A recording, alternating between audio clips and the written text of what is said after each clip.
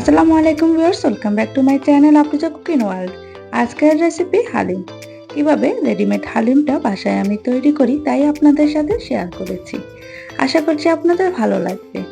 ভালো লাগলে প্লিজ আমার চ্যানেলটিকে সাবস্ক্রাইব করবেন আর একটা লাইক দিয়ে দেবেন।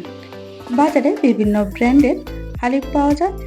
এখানে আমি 1 প্যাকেট হালিম নিয়েছি। হালিমের মধ্যে 2টা প্যাকেট থাকে, একটার মধ্যে বিভিন্ন শস্য দানা আর একটার মধ্যে থাকে মশলা। এখানে হালিমের প্যাকেট থেকে 2টা প্যাকেট বের করেই আমি আলাদা আলাদা বাটিতে নিয়ে নিয়েছি। এখন শস্যদানার মধ্যে 2 কাপের মতো ফুটন্ত গরম পানি দিয়ে দিচ্ছি। গরম পানিটা দেওয়ার সাথে সাথে একটা চামচ দিয়ে ভালো করে নেড়েচেড়ে দিতে হবে, নয়তো দলা পেকে যাবে। এই মিশ্রণটা আমি 1 ঘন্টার জন্য রেস্টে দিয়ে দেব। যদিও প্যাকেটের গায়ে 15 মিনিট দেওয়া আছে, তবে 1 ঘন্টা ভিজিয়ে রাখলে ভালো হয়। চুলে একটা প্যান বসিয়ে দিয়েছি, এতে 1/2 কাপের মতো তেল দিয়ে দিচ্ছি। তেলটা রেগুলার রান্নার তেল, এটা পেঁয়াজ বেরেস্তা করেছি যে তেল, এখান থেকেই তেল দিয়েছি। প্যানে 1/2 কাপের মতো দিয়েছি পেঁয়াজ কুচি। পেঁয়াজটাকে আমি হালকা গোল্ডেন ব্রাউন কালার করে ভেজে নেব। খেয়াল রাখতে হবে পেঁয়াজের মধ্যে যেন বেশি কালার চলে না আসে, নয়তো হালিমটা খেতে ভালো লাগবে না, তিতা হয়ে যাবে। এখানে হাড় চর্বি মাংস সহকারে 1/2 কেজির মতো গরুর মাংস নিয়েছি। চেষ্টা করবেন হাড় চর্বি সহকারী মাংসটা নেওয়ার জন্য। হালিমের মাংসটা যদি হাড় চর্বি সহকারী হয় তাহলে হালিমটা খেতে ভালো লাগবে। প্যাকেটের মধ্যে যে মশলা ছিল ওইখান থেকে 3 ভাগের 2 ভাগ মাংসের সাথে দিয়ে দিচ্ছি আর 1 ভাগ রেখে দিচ্ছি। এখন মশলাটা মাংসের সাথে ভালো করে মিশিয়ে নেব। মিশানো হয়ে গেলে এখানে 2 টেবিল চামচের মতো দিয়ে দেব আদা রসুন বাটা। 1 চা চামচ দিয়ে দিব মরিচের গুঁড়ি, 1 চা চামচ হলুদের গুঁড়ি, 1 চা চামচ জিরা গুঁড়ি। এখানে লবণ দেওয়ার কোনো প্রয়োজন নেই, প্যাকেটের মধ্যে যে মশলাটা ছিল ওই মশলার মধ্যে লবণ ছিল, তাই আর আলাদা করে লবণ দেওয়ার প্রয়োজন নেই। এখন মশলাটা ভালোভাবে মাংসের সাথে মিশিয়ে নিয়েছি। এখন একটা ঢাকনা দিয়ে রান্না করব মাংসটা 80% সেদ্ধ হওয়া পর্যন্ত। এখানে মাংসটা রান্না করতে আমার 1.5 ঘন্টার মতো সময় লেগেছে, যেহেতু আমি এটা একদম লো আঁচে মাংসটা রান্না করে নিয়েছি। দেখুন মাংসের উপর থেকে অনেকটাই তেল উঠে গেছে। মাংসটা নেড়ে ছেড়ে এখন আগে থেকে যে হালিমের শস্য দানাটা ভিজিয়ে রেখেছি তা নেড়ে ছেড়ে এখন মাংসের সাথে দিয়ে দেব। এখন মাংস আর শস্য দানাগুলো ভালো করে মিশিয়ে নেব।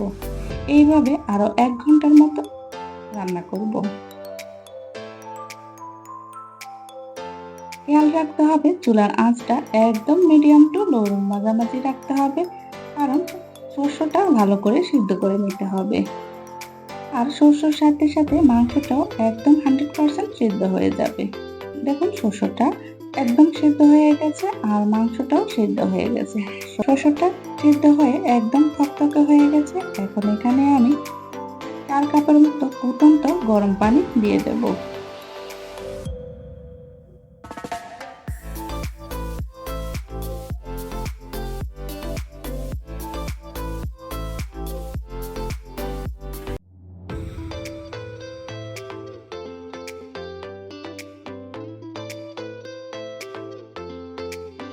এখন নেড়ে চেড়ে আবারও একটা ঢাকনা দিয়ে ঢেকে দেব।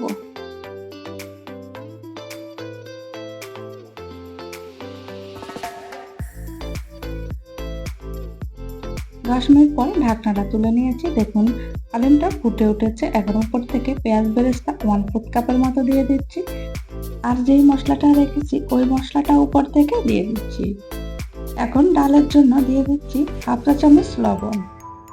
এই পর্যায়ে লবণটা একটু চেক করে দেবেন। এই লবণটা কিন্তু যেই শস্যটা দিয়েছি ওই শস্যর জন্য পারফেক্ট। আপনাদের কম বা বেশি লাগতে পারে, আমার এখানে 1/2 চা চামচের মতোই লেগেছে। এখন সব মশলাটা হালিমের সাথে ভালো করে মিশিয়ে দেব। এখানে আমি আলাদা করে আর তেল ফোড়ন দিইনি, এভাবে করে নিলে তেল ফোড়ন দিতে হয় না। এইভাবে আমি ঢাকনা দিয়ে আধা ঘন্টার মতো রান্না করব। আধা ঘন্টা পরে দেখুন হালিমটা একদম রেডি হয়ে গেছে। শস্য দানাগুলো একদম পারফেক্ট ভাবে সিদ্ধ হয়ে গেছে। এখন একটা ঢাকনা দিয়ে এইভাবে 5 মিনিট চুলাটা অফ করে রেখে দিয়েছি। এখন পরিবেশন করে নিচ্ছি।